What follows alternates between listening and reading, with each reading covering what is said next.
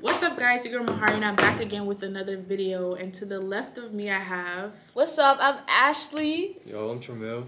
So today we're going to be answering a few questions. We're all fifth year architecture students. This is our last semester. We all three go to Kennesaw University. We'll be answering a few questions for people who've heard the word architecture, who are probably considering it as a major, who probably don't really know what it is, but they're interested. You know what I'm saying? So this is like basic questions to see maybe you want to go to school for architecture.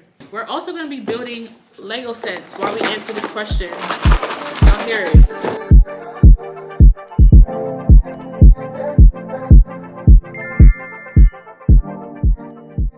The first question is from a student's perspective. So from our perspective, what really is architecture? So to me, architecture is something that's like, it's literally this big umbrella. It's mainly about design. Let's say that. It's mainly about design, but it could be about different aspects of design. Architecture is not just designing your building. You have to worry about like the impact that your building is going to have on the lives of the people who are in its surroundings. You know what I'm saying? So like, I don't know. Does that make sense? Yeah. Okay. Like, it's more of like a well-being type of thing. Like architecture, you're caring about how people feel, how to interact, like their day-to-day emotions in a space. And even though you may think you can't control someone's emotions, like for the most part you can. Like you can make someone feel safe in a space, you can make them feel happy, you could purposely make them feel sad if you wanted to. Like so yeah, I think architecture is something that it's about design. There's many ways that you could go about architecture. It's mainly about design, but it's definitely about caring for and maintaining the well-being of people. I'll say that. I think Mahari, spoke a lot of truth into that. Just to piggyback off of that, basically, I was told when I first got into architecture school, I was told by a professor, architecture is known as the unavoidable art, right? It's a mixture of art and science. Mm-hmm. Like Mahari mentioned, just the way you design a space through colors, through through the shape of it, if it's circular, if it's square, you can literally affect somebody's emotions. Yeah. We're space creators, right? But what a lot of people don't realize is that through architecture is basically, we do everything. You have to worry about the site. Like Mahari said, you have to know about the people, the culture that you're designing for. It's not just, I'm going to design a house, right? Give me a square box. No. You have to know who your clients are, right? Mm-hmm. It's an emotional, I don't see emotional roller coaster, but like, it is. It's not just as simple as designing a square house and calling it a day. There's so much thought that goes into it. And there's a difference between architects and engineers. Any engineers out there, don't be upset with me.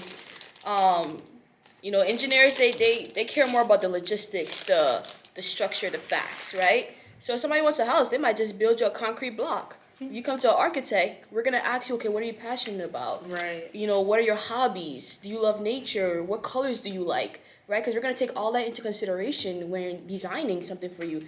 And something that people don't know about architects is, I have a lot of friends and they'd be like, oh, you guys just design homes. No, we design everything. So if you're going into architecture thinking, our main thing is to design, but also know that we should have a knowledge of everything, have a comprehensive, knowledge of how all the different trades work together, because we are the conductor and this is our orchestra. And basically... That's nice. Yeah. What do you think, Jamal? That was kind of like similar to what I was going to say. Like, architecture, it is a big umbrella, but when I went into it with the mindset that it was just kind of creating homes, buildings, basic things, and like, I didn't really look at the kind of conceptual side of it, like how some architects can go into furniture design or like really any area of design that they choose to, because inside of architecture school, you kind of get these tools that you weren't really using in the ways that you were like before, but it's like you're introduced to so much and you're like, wow, maybe I don't have to just pursue architecture. I could go here or there. Mm-hmm. So architecture is everything at this point. That's the answer. It's all around you. The second question is, what is the structure of architecture school? And when I say structure, I mean like what happens like on a day-to-day in architecture school. Let's start from the end this time. All right. So like in architecture school, I think first year you're kind of introduced to like mainly the readings, the well-known architects, some kind of things to get you started or familiar with the architecture and kind of what it is. But like at the same time, it's very, for me personally, it was kind of overwhelming because I wasn't familiar with the workload or anything. But the structure follows like you're introduced to it, right, with the readings and everything. Then our second semester, you were introduced to the kind of digital side of it, and that for me was like, okay, this is where I want to be because I enjoy hand drawing and I enjoy like making models and things, but at the same time, it was kind of discouraging because I wasn't exactly like familiar with like creating these kind of like, I don't know, these kind of projects that I was doing. I wasn't very familiar with them, and I say like once you kind of start doing things that you're more interested in, that's when you kind of, I don't know, that's when it becomes kind of fun. Okay, so architecture school is basically what Tramel said, but I think that they start off school to like break you down to build you up. And the reason why I say that is because architecture definitely can get discouraging, and I feel like in your first 2 years they try to see like, is this something that you're really passionate about, or is it like it just sounds cool to you? Because when one architecture, they'll teach you all these words you've never heard, and they probably won't even teach you, they'll just start saying it. So I feel like they confuse you a little bit at first. Yeah, you'll pick up on like. Yeah, you'll pick up on it. And then they teach you all of these different techniques, all these things where it's kind of overwhelming, but at the same time, you don't realize how important it is until later. So I remember first semester when we had our intro to architecture, we read all these long readings about principles, basic design elements, and I'm like, yada, yada, yada. Didn't mean anything to me at that point. But now that I'm in fifth year, and probably like once I was in third year, I was like, damn, this is from first year. Like it's a full circle. Like school is a full circle process. And I feel like they start you off with the principles. They teach you how to hand draw, like drafting. They make sure you know how to communicate what you're thinking in your brain with your hand first, so that it's like a coordination type thing. And then later they teach you how to make these things really come to life on the computer through different softwares. So I think it's a program where like it's definitely full circle, and you probably won't realize until you're one semester from graduating like us. But it's definitely a full circle process, and it's interesting. Like we have studio, which to me they kind of treat us like if we're in a firm, I guess. Like we each have our own desk, and it's very like open. It's a structured class without the structure, to be honest. But like studio is very open. You're around your classmates, and you're able to learn and get inspired from them. Just not your teacher. Like you're learning from the students that are around you, which I think is very important for anything creative, because you can just talk about your own project and it'll spark an idea for me about something that I want to do for my project. So I think architecture school, it's like you're learning from your professors, but your classmates play a big role in like your learning process as well. So yeah. Right, because somebody like, you may not have the tools that you think you have, but somebody else can help you in that area. Right. Like you're always gonna meet people who are able to do something that maybe you're not familiar with. Yeah, and as you go throughout school, you kind of have like a person for everything. You're like, okay, this is the person I go to when I want to learn how to do this. They're really good at this software. Let me ask them questions. You kind of create like a resource manual for yourself based off of who's around you. And I think it's very important. It's a different way of learning for sure. Let me tell you, right? I learned a lot from my peers, probably a little bit more than my professors. That part. That's fun fact. That's how I met this guy right here, one of my close friends. Because when I first came here, I didn't know how to what was it? I think we were trying to like laser cut or something. It was something with creating a. It was creating a topo. It was creating a topo. Yeah. She still don't know how to do it. Listen, and it was over COVID, and I'm like, oh my God.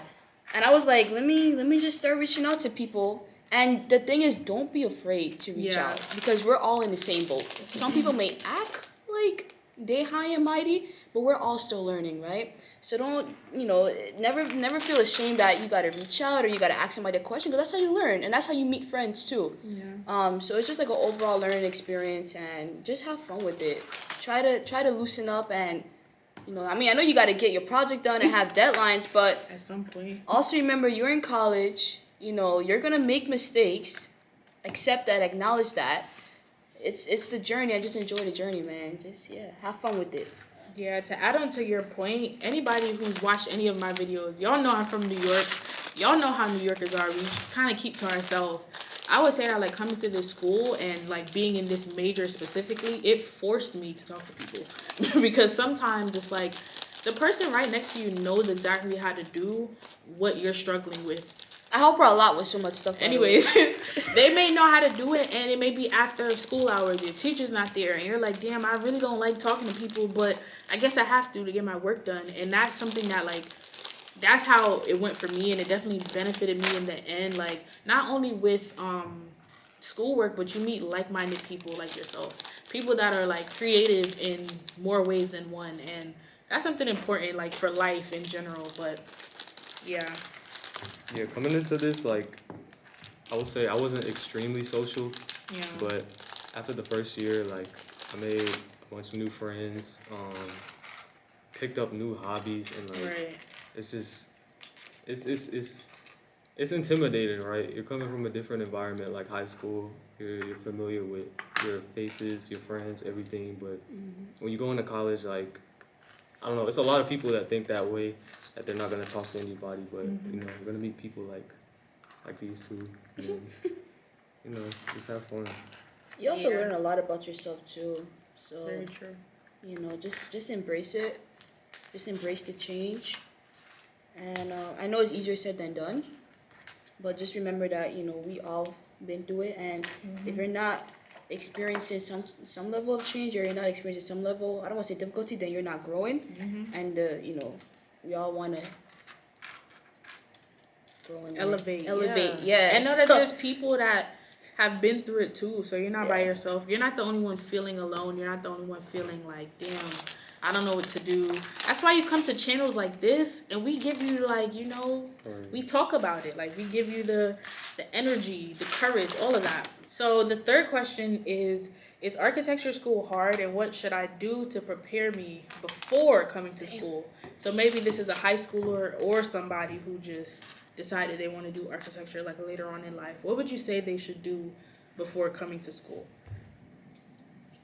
Low key, I want to say do absolutely nothing, but that's my perspective. Okay, let me say, in high school, I did an architecture program on the weekends. It was on Saturday, and then I also did a summer architecture program at Cooper Union, which is also an architecture school in New York. And it was very beneficial to me because I didn't know nothing about nothing when it comes to architecture, and it helped me realize, like, okay, this is interesting. I was always interested in art, and math has always been my favorite subject. So I thought that architecture was, like, a perfect balance between it, but it wasn't what I was expecting it to be. But I ended up liking it. So I would say if you're in high school, if you're, like, in high school or middle school, to be honest, do different programs to see what you like. I was in art club, I was on the chess team, I did sports at one point. Like, just do different things, see what you like, do an architecture program, see if you like it. Watch YouTube videos. Definitely watch YouTube videos. YouTube, you should be watching this video. You are, because you see me talking. But YouTube is very important. Like, you can learn so much on there. And obviously, it's personal opinions, but take everything with a grain of salt. But definitely watch YouTube. But also, like, remember that some people are going in with the experience and some people aren't. Right. So don't feel bad if you get there and you don't know anything. That's kind of why I want to say, like, don't do anything, because you don't have to, to be honest. Like, don't feel bad. Like, just look and see if maybe your school has a summer before college program, you can try and do that. But there's always people who just come in just straight from school and they don't know anything about architecture, and they can still, like, have progress. So you don't have to do too much. The one thing I will say is prepare your mental state, because this is a very, like, rigorous career path or major, but it's also something that it kind of builds you up. It teaches you to take critique from people and without getting your feelings. So prepare your mental state, learn time management, which is something you really don't learn. It's something you practice. So yeah. No, I would say like heavy on the time management, but like also coming into architecture school, right? If you're not familiar with architecture, I would say just kind of apply any art or creative background that you have into architecture, right? So like if you're in high school, right, and you're interested in like pottery or something, or even music, right? I've seen people like incorporate music into their work. That's here. very true. It's like That's a good point. yeah, it's like you don't have to necessarily like prepare to go to school. I would say just kind of continue enjoying what you do. Like if it's something like creative, and then figure out how to like incorporate it into your work. Or like even if right, if you're talking about like something like preparing like how to like work in school with the tools that they have, you can probably get familiar with like Adobe products or something. Yeah. Get familiar with like hand drawing, even if it's just sketching like little things throughout the day, and like really tapping into your creative side, because you're gonna be doing that a lot here. Yeah, just to piggyback off of what Mahari and Tramel said, you too, even if you're not even if you're not doing the tutorial, just getting yourself familiar with some of the softwares that we do use, that is a big help. Maybe if you could probably do like a summer program, if you have like a community college or a university that offers like a 1 week summer program with like an intro to architecture class, that could be beneficial or useful. And like Mahari said, you will come in to school with people who have knowledge, who have a background already in architecture, but the main thing is to not get discouraged. Because when I first came into university, a lot of my peers, they had background in architecture, and I'm like, well, what am I doing wrong? Like, should I have already known this? But no. So the one thing is to like don't get discouraged about that, but definitely probably do your research. So look at some of the programs that we do use. We use a lot of Photoshop, Adobe products, so look into that. Just get yourself familiar with some of the softwares. So when you do come in, this is not like your first time seeing it. Because I will tell you, you come into school, you think that the professor is gonna show you how to do stuff, but a lot of the times they expect you to already know what to do. So just to kind of give you a little leg up, just just go on YouTube and look at some stuff. I think it builds character low key, because like you said, there are people who will come in and like their mom and their dad are architects. Yeah. So they already know what's going on, and everybody don't have that privilege. So I think it does build character when you kind of like you started from scratch and you're like staying disciplined. Oh yeah, let's give them an update. What is that? You see my nice little tree, right? I feel like I talk too much. That's why I can't get my stuff done. The next question is, are all architecture programs the same? And how should you know which school to choose? Like, I can personally speak on that. I originally came from SCAD. I went to SCAD for 2 years. Then I transferred here to KSU in 2020. So the difference with SCAD is it's a 4-year program. And you get it's a Bachelor of Arts degree in architecture. It's not a B.Arch program. It's also, the undergrad program is also not NAB accredited. So when I originally started architecture, I didn't know any of that, which I should have known. So I would say, make sure you research, okay, is this a 4-year program, is this a 5-year program? Some background on architecture, you typically want to go for a 5-year program. That's your, what is it, pre-professional? So With the 4 year? The 5 The 5 years an accredited, you get an accredited bachelor's, and that's something that you can get and you can start working, and you can start going on your path to get licensed. And also with the 5-year program, you don't have to go get your master's if you don't want to. With the 4-year program, you have to go get your master's. So the thing is, personally from SCAD, their master's program is accredited. So usually what they recommend is students do the 4-year, and then I think you do like a plus 2 year in the master's. You could also look that up. But the difference with some of the schools also is not just the 5-year or the 4-year program, but it's also, okay, what do you spend more time on, right? Like with SCAD, it was more, I want to say like more design related. I feel like with KSU, we're a little more technical in terms of it. So it's also, okay, what does each school focus on, right? When I was at SCAD, when we're picking our studios, we get like a week before They send out a list. They're like, okay, these are your studio professors, and this is what each of the studios are about. So you get time to actually think about, okay, this is what the studio is working on. It's like I know one studio was working like on an observation tower, another studio was working on like a pavilion. So you get to see who the professors are, what areas you'll be working on, and you get to choose from that. With KSU, you kind of just come in and you just pick your professor, right? Yeah. So you don't really know ahead of time, okay, what the project is about. And also with KSU, you do multiple projects within the semester. With SCAD, you just focus on one big project. However, of course, the design and the teaching style is different. Yeah, I would also say at KSU, well, I think probably like our first, second, or maybe our second and third year, like each class is doing the same thing. The teacher is just kind of mixing it up. So like maybe for 1 year, it was like every class was doing a restaurant, a pavilion, and a module. Every class was doing it, no matter the professor. But like you said, at SCAD, each class is doing a different thing, so you can choose based off of interest. Here, we're kind of more so picking based off of like teacher personality, teaching skill, if that makes sense. So it's definitely, every program is different, but if you have different schools you're considering, I would say look at what's the structure of that program at that school, but also definitely look at the NAAB accreditation thing. So you make sure you're at an accredited school. Yep. Okay, so the next question is, how diverse is architecture, and what is it like being Black or a minority in architecture school? I know going into it, everybody thinks like architecture isn't diverse, because that's what I thought at first too. Like I said, I did that architecture program, and we visited firms, and I would look at all the people that's working at the firm, and I'd be like, okay, I don't see nobody that look like me, nobody look like my family members, like, but that's kind of how I went into it going to school. I thought like I wouldn't see anybody that looks like me.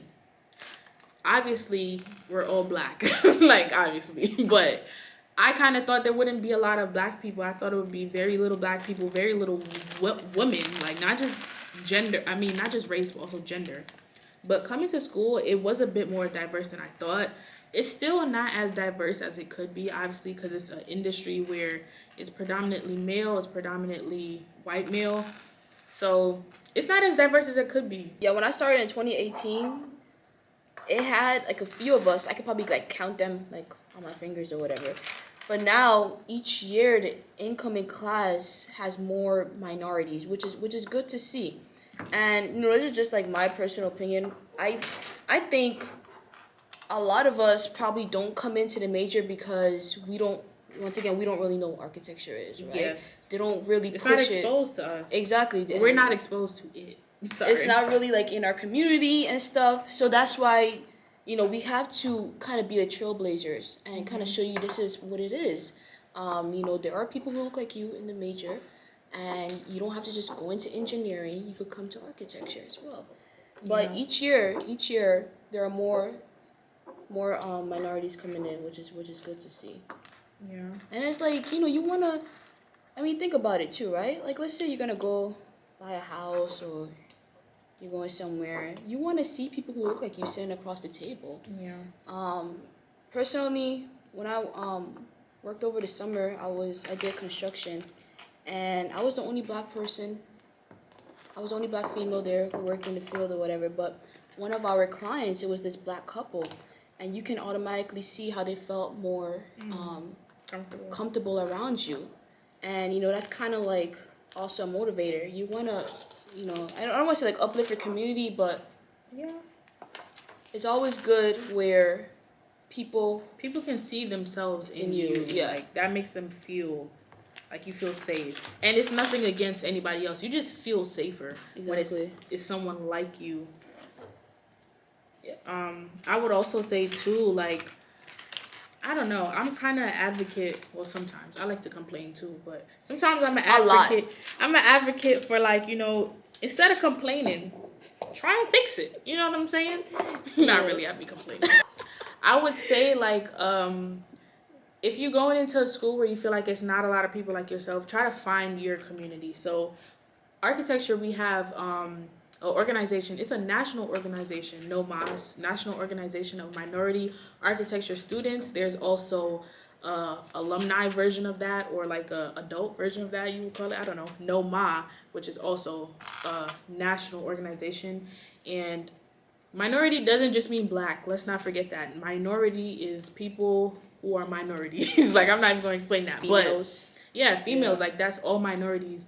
And I joined that org, I think 2020. I think it was during COVID when I joined. And I've been a part of that org ever since. I also went to the conference that I just broke it.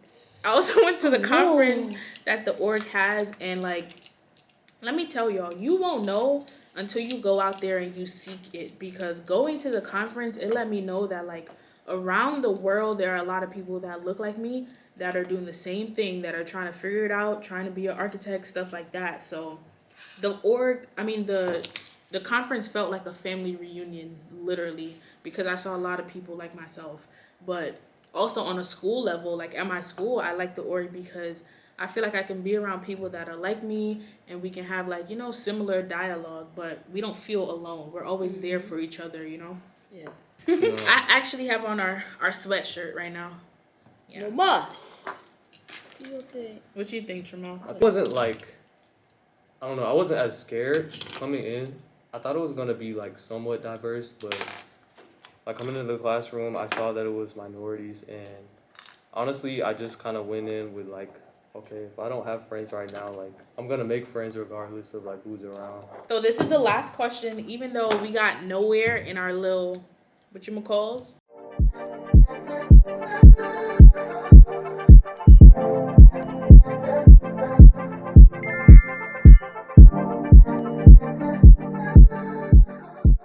The last question is, what do we plan on doing with our degree, or what are things that you possibly could do with your degree? So personally, I just completed my minor in construction management. Woo!